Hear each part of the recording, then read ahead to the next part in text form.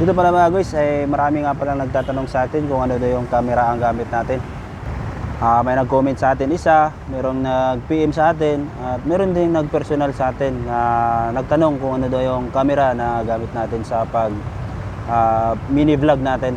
Ginawa ko lang siya mga guys ay screen recorder lang para makita nyo talaga kung ano yung camera na gamit ko.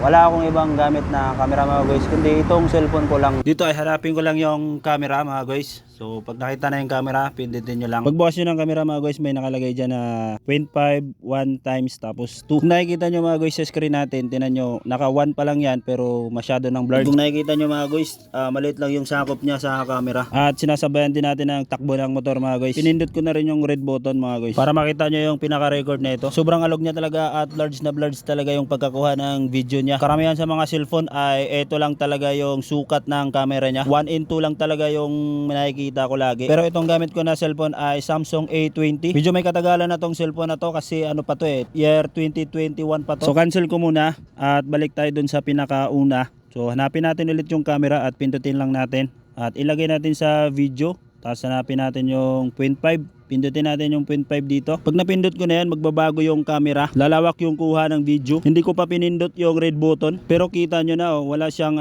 kalog-alog. Try natin pindutin yung red button para mag-record na siya. So naka-record na, naka-video na to mga guys. Kita nyo na mga guys, walang kalog-alog. Ito yung gamit ko talaga sa mini vlog ko. Lagi, araw-araw. Ay hindi naman sa araw-araw. Yung nagbi-video lang ako, yung kumukuha lang ako ng video ko para pang mini vlog ko. Ito yung pagkakaiba ng 0.5 na camera at ng 1 yung sukat ng camera. Pag naka 1 lang yung sukat, blurred na blurred, alog na alog. Pero pag naka 0.5, ang linaw niya mga guys. Pero ang pinakatawag nito ay ultra wide camera. Pero kung may mga cellphone kayo ngayon dyan, tingnan nyo yung camera nyo kung may 0.5, lalong lalo na dun sa nagtatanong sa akin. Ito mga guys ay hindi ko pa alam, aksidente ko talagang napindot yung 0.5 nito habang nagre-record ako or habang nagvi-video ako mga guys. Kaya nung makita ko siya sa gallery ko, na-amaze ako na pwede pala to pang vlog. Kaya yun, gamit ko na siya mga guys kahit nagmumotor ako. Yun, pagka halimbawa nagre-record ako, nagvi-video ako, yun, gamit ko na siya. Kaya sa mga nagmumotor dyan na nire-record or bini-video nila yung mga pupuntahan nila, pwede na yan kung ang cellphone mo may 0.5 or ultra wide na camera, pwede na yan. Sa mga hindi pa nakakaalam mga guys, sana nakapagbigay ako ng magandang idea sa inyo. Sa mga nakakaalam, yun, tuloy na lang natin. Mahirap lang kasi ako mga guys, wala akong pambili ng mga action camera na yan. Kaya dito masaya na ako kahit ganito lang ang camera ko. Paki-share na lang mga guys, i-share nyo na lang tong video na to para marami pang makakaalam at makatulong tayo sa iba na para maganda yung kuha ng camera nila. At mga guys, huwag nyo na rin kalimutan mag-follow and share, malaking tulong po yan sa akin mga guys. Maraming salamat po. Uhahay!